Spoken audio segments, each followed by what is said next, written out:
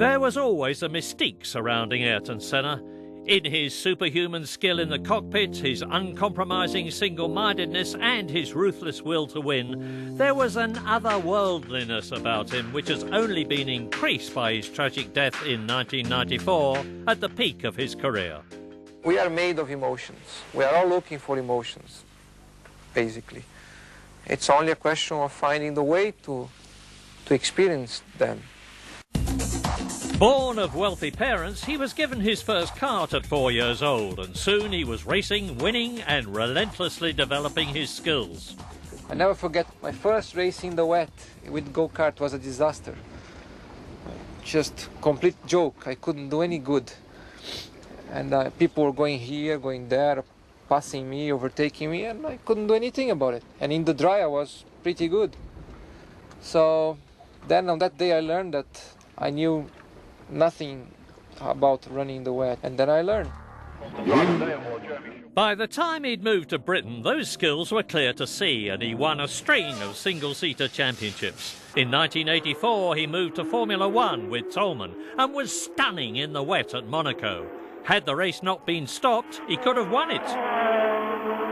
And Senna challenging for that second place, and he's taken it. A magnificent bit of driving by Senna, who's now in second place.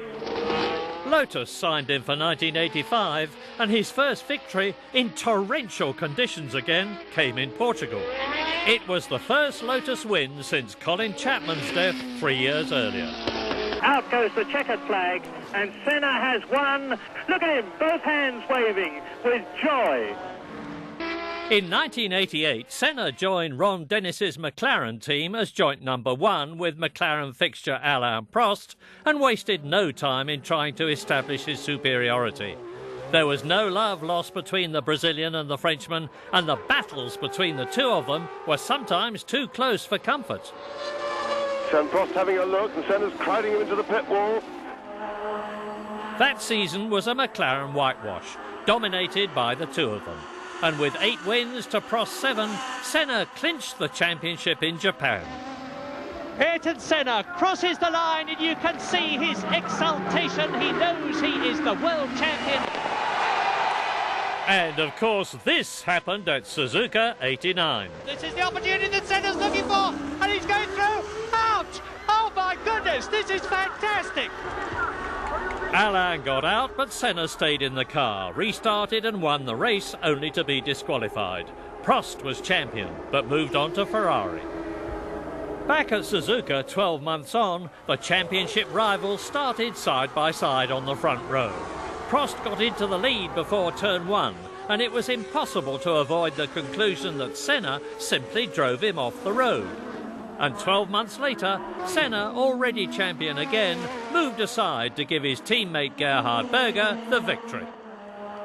At Monaco, he was almost unbeatable. At a given day, a given circumstance, you think you have a limit.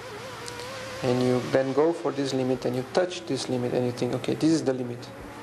As soon as you touch this limit, something happens and you suddenly can go a little bit further. With your mind power, your determination, your instinct, and the experience as well, you can fly very high. Ayrton won at Monte Carlo 6 times in 7 years, but one of his most miraculous races was at Donington in 1993. This was lap 1. 76th lap, European Grand Prix. Prost gets away well, so does Hill, so does Schumacher, and Wendlinger is coming up well. Senna is crowded out and is down to 5th position. Prost leads, Hill 2nd, Wendlinger is 3rd, and Ayrton Senna is up to 4th position ahead of Schumacher and challenging Wendlinger as they go round the right-hander into the old hairpin. Senna is up to 3rd. And after being crowded at the start, a quite brilliant couple of corners by Ayrton Senna. Tremendous stuff. He muscled his way back into contention at Redgate. He's going inside Damon Hill. From 5th to 2nd, but Ayrton hadn't finished yet. His arch-rival Prost was still ahead. And Senna goes through into the lead. As ever in the wet, Senna was in a class of his own, and he went on to win by almost a lap. At the end of the season, he left McLaren at last and signed for Williams. At Imola on the 1st of May 1994, he crashed fatally at the Tamburello corner. Shortly before his death, Senna had this to say about the risks of his racing life.